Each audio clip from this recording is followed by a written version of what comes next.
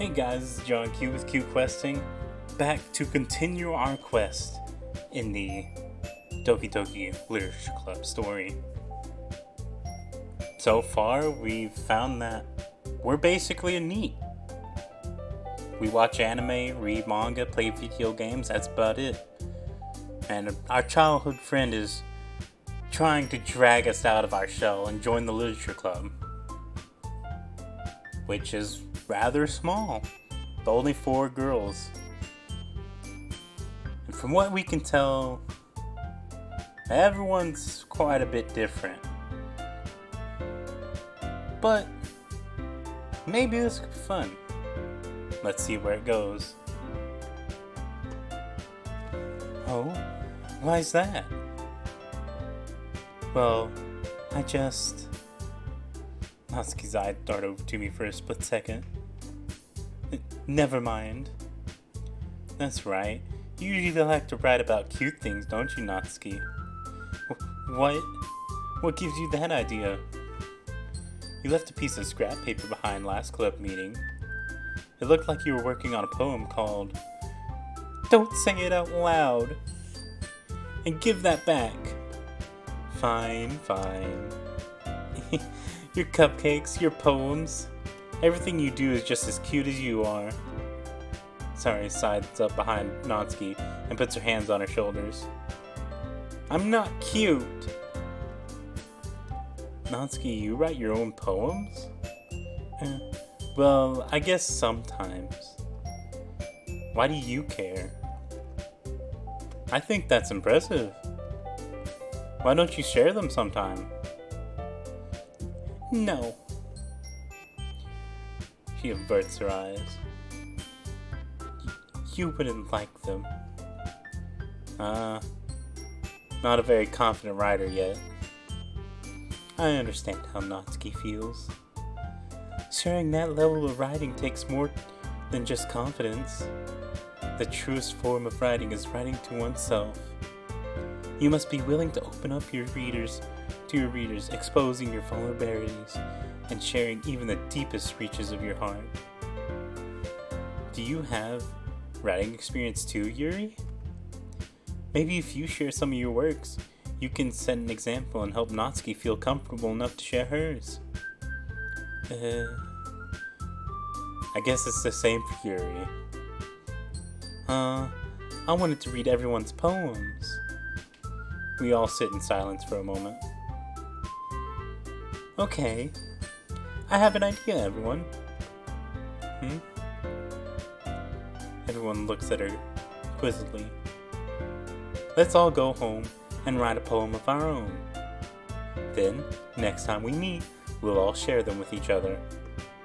That way, everyone is even. Yeah, let's do it. Plus, now that we have a new member, I think it will help us all get a little more comfortable with each other and strengthen the bond of the club. Isn't that right, John Q? She smiles warmly at me once again. Hold on, there's still one problem. What's that? Now that we're back to the original topic of me joining the club, I bluntly come forth with what's been on my mind the entire time. I never said I would join this club. Sorry may have convinced me to stop by, but I never made any decision. I still have other clubs to look at, and I lose my train of thought. All 4 girls stare back at me with dejected eyes. But I'm sorry, I thought... John Q... You all... I'm defenseless against these girls. How am I supposed to make a clear-headed decision when it's like this? That is, if writing poems is the price I need to pay in order to spend every day with these beautiful girls... Right. Okay, I've decided then. I'll join the literature club. One by one, the girls' eyes light up. Yes, I'm so happy. Sorry wraps his arms around me, jumping up and down. Hey! You really did scare me there for a moment. If you really just came for the cupcakes, I would be super pissed. Then that makes it official. Welcome to the Literature Club. Thanks, I guess. Okay, everyone. I think that with that, we can officially end today's meeting on a good note. Everyone remember tonight's assignment. One second, guys. I'm gonna see if I can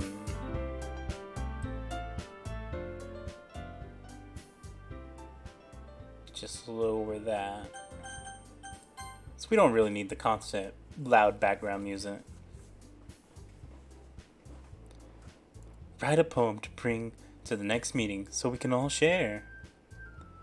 Monica looks over at me once more. John Q, I look forward to seeing how you express yourself. Yeah. Can I really impress the class star Monica with my mediocre writing skills? I already feel the anxiety welling up inside me. Meanwhile, the girls continue to chit-chat as Yuri and Natsuki clean up their food. Hey, John Q, since we're already here, do you want to walk home together? That's right. Sari and I never walk home together anymore because she always stayed after school for clubs. Sure, might as well. Yay! With that, the two of us depart the club room and make our way home. The whole way my mind wanders back and forth between the four girls. Sari, Natsuki, Yuri, and of course, Monica. Will I really be happy spending every day after school in a literature club? Perhaps I'll have the chance to grow closer to one of these girls. Alright. I'll just need to make the most of my circumstances, and I'm sure good fortune will find me.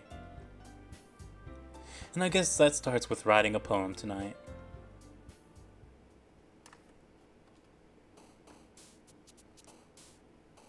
It's time to write a poem.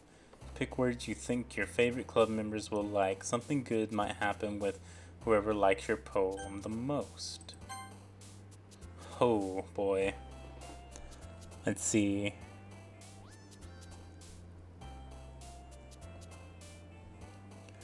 Yuri's into horror. I don't really care for horror. Monica, I have no fucking idea. So let's shoot for Natsuki. That's who we'll go for. Marshmallow. Warm. Pick all the cute ones. Flower. Lollipop. Sugar. Boop. Why not? God, this reminds me of the thing I did in school once where we had to pick 10 words to write a poem about. We had to use the words in there. I ended up, of course, making something that was rather dark, and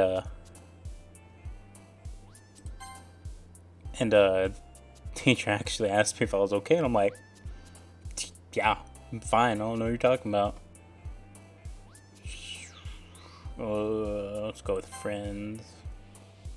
Rainbow, bubbles, twirl, shoot. Picking a lot of food ones. Rose, strawberry, a lot of foods. Foods are cute, or rather, these are like sweet foods. So, smile. I'd actually like to know how this is gonna go, because none of these words make sense. Is it like gonna let me read it out or anything like that? So that'd be great. Hi again, Junkyu. Glad to see you didn't run away on us. Nah, don't worry. This might be a little strange for me, but I at least keep my word. Well, I'm back at the literature club. I was the last to come in, so everyone else is already hanging out. Thanks for keeping your promise, John Q. I hope this isn't too overwhelming of a commitment for you, making you dive headfirst into literature when you're not accustomed to it. Oh, come on, like he deserves any slack. Saori told me you didn't even want to join any clubs this year. And last year, too. I don't know if you plan to just come here and hang out or what, but if you don't take us seriously, then you won't see the end of it. Natsuki, you certainly have a big mouth for someone who keeps her manga collection in the club room. Natsuki finds herself stuck between saying Monica and manga. Manga is literature. Swiftly defeated, Natsuki plops back into her seat. Don't worry, guys. John Q always gives his best as long as he's having fun. He helps me with busy work without me even asking. Like cooking, cleaning my room. How dependable. Sorry, that's because your room is so messy it's distracting. And you almost set your house on fire once. Is that so? You two really are good friends, aren't you? I might be a little jealous. How come? You and John Q can be good friends too. Sorry? As usual, Saori seems oblivious to the weird situation she just put me into. Oh yeah, Yuri even brought you something today, you know? Wait, Saori. Eh? Me? Not really. Don't be shy. It's really nothing. What is it? Never mind. Sorry I made it sound like a big deal when it's really not. What do I do? I'm sorry, Yuri. I wasn't thinking. Guess that means it's up to me to rescue this situation. Hey, don't worry about it. First of all, I wasn't expecting anything in the first place. So any nice gesture from you was a pleasant surprise. If it'll make me happy no matter what. Is that so? Yeah, I won't make a big deal out of it if you don't want it to be. Alright. Well, here. She reaches into her bag and pulls out a book. I didn't want you to feel left out, so I picked out a book that I thought you might enjoy. It's a short read, so it should keep your attention even if you don't usually read. And we could, discuss it if you wanted. This is... How is this girl accidentally being so cute? She even picked out a book she thinks I'll like, despite me not reading much. Yuri, thank you. I'll definitely read this. I enthusiastically take the book. Phew. Well, you can read it at your own pace. I'll look forward to hearing what you think. Now that everyone's settled in, I expected Monica to kick off some scheduled club activities. But that doesn't seem to be the case. Saori and Monica are having a cheery conversation in the corner. Yuri's face is already buried in a book. I can't help but notice her intense expression, like she was waiting for this chance. Meanwhile, Natsuki is rummaging around in the closet. Ugh. I hear Natsuki utter an exasperated sigh from within the closet. She seems to be annoyed by something. I approach her in case she needs a hand. You looking for something in there? Freaking Monica. She never puts my stuff back in the right spot. What's the point in keeping your collection organized if someone else is just gonna mess it up? Natsuki slides a bunch of stacked books and boxes across the shelf. Manga. You read manga, right? Uh, sometimes. Manga is one of those things where you can't admit you're really into it until you figure out where the other person stands. How did you know anyway? I heard you bring it up at some point. Besides, it's kind of written on your face. What's that supposed to mean?